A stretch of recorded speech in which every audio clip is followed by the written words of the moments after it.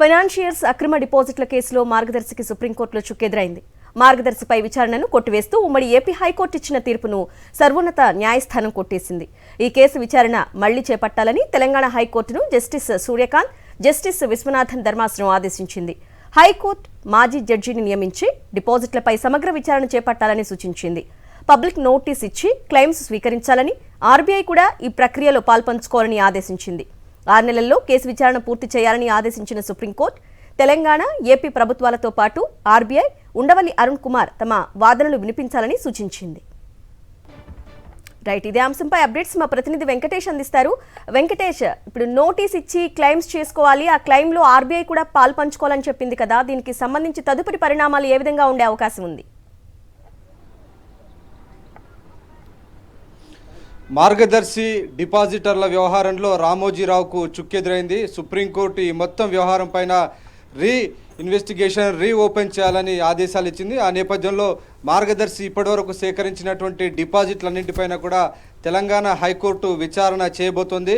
మొత్తం 6 నెలల పాటు ఈ విచారణ జరిపి సమగ్రమైనటువంటి పరిశీలన జరపాలని ఆదేశాలు ఇచ్చింది. ఆ నేపథ్యంలో ఇప్పటివరకు మార్గదర్శిలో ఎవరెవరైతే డిపాజిట్లు చేశారో, అలాగే ఎవరికైతే ఇంకా డిపాజిట్లు వెనక్కి ఇవ్వలేదు వారందరూ కూడా తిరిగి డిపాజిట్లు పొందేటువంటి వీలు సుప్రీంకోర్టు కల్పించింది. ఆ మేరకు త్వరలోనే తెలంగాణ హైకోర్టు ఒక న్యాయాధికారిని నియమించబోతుంది. రిటైర్డ్ హైకోర్టు జడ్జి లేదంటే ఒక జ్యుడిషియల్ ఆఫీసర్ నియమించి ఇప్పటివరకు మార్గదర్శి సేకరించినటువంటి డిపాజిటర్లకు సంబంధించి ఎవరైతే అన్క్లెయిమ్డ్ డిపాజిట్స్ ఉన్నాయో, సో అన్క్లెయిమ్డ్ డిపాజిట్స్ అన్ని కూడా ఆయా డిపాజిటర్స్ అంతా కూడా క్లెయిమ్ చేయాల్సినటువంటి అవసరం ఉంటుంది. ఆ మేరకు ఒక పబ్లిక్ నోటీస్, పేపర్లలో నోటీస్ రాబోతుంది. దాని ప్రకారం డిపాజిటర్లందరూ కూడా ఏదైతే డిపాజిట్లు ఇంకా మార్గదర్శి రామోజీరావు తమకు వెనక్కి ఇవ్వలేదు వాటిని వెనక్కి తీసుకునేటువంటి అవకాశం సుప్రీంకోర్టు కల్పించింది. అలాగే ఈ మొత్తం వ్యవహారంలో 45 yearsకు వ్యతిరేకంగా మార్గదర్శి డిపాజిట్లు సేకరించిందనేది ప్రధానమైనటువంటి అభియోగం.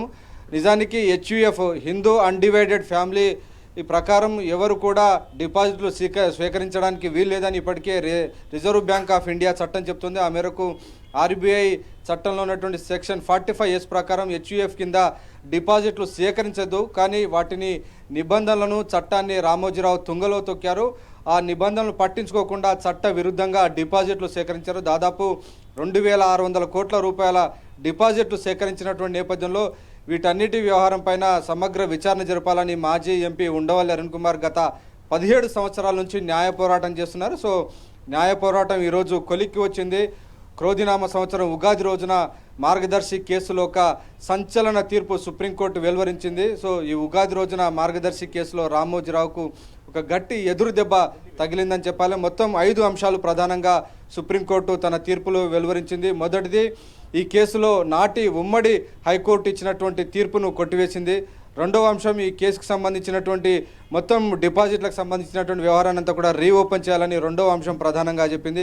ఇక మూడవ అంశం, ఇప్పటివరకు తాము డిపాజిట్లన్నీ తిరిగి చెల్లించామని ప్రధానంగా రామోజీరావు చెప్తున్నారు. కానీ ఇంకా అన్క్లెయిమ్డ్ డిపాజిట్ దాదాపు 5 కోట్లు ఉన్నాయి. సో ఎవరైతే ఇంకా వెనక్కి తీసుకోలేదో వారికి సంబంధించి డిపాజిట్లకు సంబంధించినటువంటి ఒక పబ్లిక్ నోటీస్ ఇచ్చి ఆ డిపాజిట్లన్నీ కూడా వెనక్కి తీసుకోవాలా, ఒక పబ్లిక్ నోటీస్ ఇవ్వాలని కూడా మూడవ అంశంగా ఆదేశాలు ఇచ్చింది. ఇక 4వ ప్రధాన అంశం, ఈ మొత్తం వ్యవహారానికి సంబంధించి మాజీ హైకోర్టు జడ్జి లేదంటే ఒక జ్యుడిషియల్ ఆఫీసర్ను నియమించి ఈ మొత్తం వ్యవహారాన్ని అంతా కూడా సమగ్రంగా ఎగ్జామిన్ చేయమని కోరింది. ఎందుకంటే ఇందులో చాలా చట్టపరంగా రామోజీరావు నిబంధనలు ఉల్లంఘించారనేటువంటి ఆరోపణలు ఎదుర్కొంటున్న నేపథ్యంలో ఈ మొత్తం వ్యవహారాన్ని కూడా ఎగ్జామిన్ చేసేందుకు, విచారణ చేసేందుకు ఒక ఆఫీసర్ను నియమించాలి, జ్యుడిషియల్ ఆఫీసర్ని. సో ఆయన ఈ మొత్తం వ్యవహారాన్ని అంతా విచారించి హైకోర్టుకు నివేదించబోతున్నారు. ఇక చివరి 5వ అంశం, ఈ మొత్తం వ్యవహారాన్ని అంతా కూడా 6 నెలల లోపల పూర్తి చేయాలని చెప్పి కూడా డెడ్ లైన్ విధించింది. సో మొత్తానికి 6 నెలల్లో మార్గదర్శి అక్రమ డిపాజిటర్ల వ్యవహారం అంతా కూడా నిగ్గు తేలబోతోంది. Right Venkatesh, thanks for the updates. ఇక ఇదే అంశంపై మరిన్ని వివరాలు మా ప్రతినిధి సతీష్ అందిస్తారు. సతీష్, ఒకసారిగా సుప్రీంకోర్టు ఇచ్చినటువంటి తీర్పుతో మార్గదర్శి అధినేత అయినటువంటి యాజమాన్యం రామోజీరావు కంగు తిన్నారు. ఎందుకంటే రామోజీరావు ఈ కేసుకు సంబంధించి చాలా సంవత్సరాల నుండి జరుగుతున్నటువంటి విచారణలో ఇప్పుడు అనూహ్యమైనటువంటి తీర్పు రావడం, మళ్ళీ ఆ హైకోర్టులో, తెలంగాణ హైకోర్టులో విచారణ జరపాలని సాక్షాత్తు సుప్రీంకోర్టు ఆదేశించడంతో ఇప్పుడు కంగుతున్నట్టు పరిస్థితి. సుమారుగా 2,600 కోట్ల రూపాయలకు సంబంధించినటువంటి డిపాజిట్లను అక్రమంగా సేకరించిన తర్వాత ఈ కేసులో అనేక మలుపులు జరిగాయి. ఆంధ్రప్రదేశ్ రాష్ట్రానికి సంబంధించినటువంటి ప్రభుత్వాలు మారినప్పుడల్లా ఒక్కొక్క పరిణామం చోటు చేసుకుంటూ వచ్చింది. వాస్తవానికి ఉమ్మడి హైకోర్టు ఆ జడ్జిమెంట్ ఏదైతే ఇచ్చిందో దీనిపైన విచారణ అవసరం లేదని, డిపాజిటర్లకు డబ్బులు చెల్లించారు కాబట్టి విచారణ అవసరం ఉమ్మడి హైకోర్టు తీర్పు ఇచ్చలేదు. అది ఉమ్మడి హైకోర్టు విభజన జరిగినటువంటి చిట్ట చివరి రోజు, అంటే విభజన సందర్భంగా విభజించే సమయంలో ఇచ్చినటువంటి జడ్జిమెంట్ కావడం, ఆ తర్వాత వచ్చినటువంటి ఆంధ్రప్రదేశ్ రాష్ట్రంలో చంద్రబాబు నాయుడు ప్రభుత్వం కనీసం దానిపైన డిపాజిటర్ల ప్రయోజనాలు దృష్టిలో పెట్టుకుని ఆంధ్రప్రదేశ్లో డిపాజిటర్ల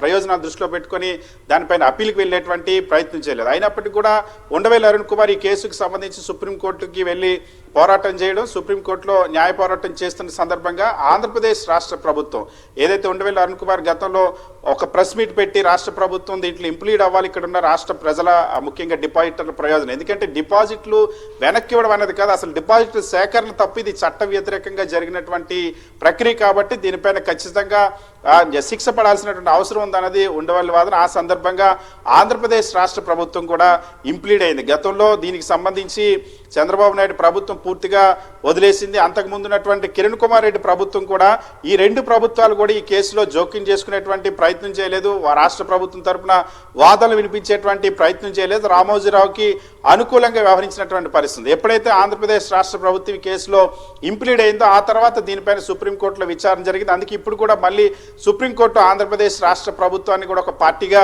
చేర్చి విచారణ జరపాలని ఆదేశించింది. ఇప్పుడు ఖచ్చితంగా ఈ కేసుకు సంబంధించి రామోజీరావు ఏ విధంగా మార్గదర్శి ఫైనాన్షియల్ సంస్థ ఏ విధంగా చట్ట వ్యతిరేకంగా డిపాజిటర్లను సేకరించిందన్న అంశాన్ని నిగ్గు తేల్చింది. 6 నెలల్లోగే ఈ కేసుకు సంబంధించి విచారణ పూర్తి చేయాలని ఆదేశించడం అన్నది ఇప్పుడు రామోజీరావు కంగుతున్నటువంటి పరిస్థితి. ఇప్పటికే ఆంధ్రప్రదేశ్ రాష్ట్రంలో మార్గదర్శి చిట్స్ అండ్ ఫైనాన్స్ అక్రమంగా ఆ చిట్స్ సేకరించినటువంటి నేపథ్యంలో ఆరోపణలు ఉన్నాయి, ఆ కేసులు నడుస్తూ ఉన్నాయి. ఇప్పుడు దీనిపైన మళ్ళీ విచారణ జరగాలని ఆదేశించడంతో రామోజీరావు కంగుతున్నారని మనం భావించవచ్చు.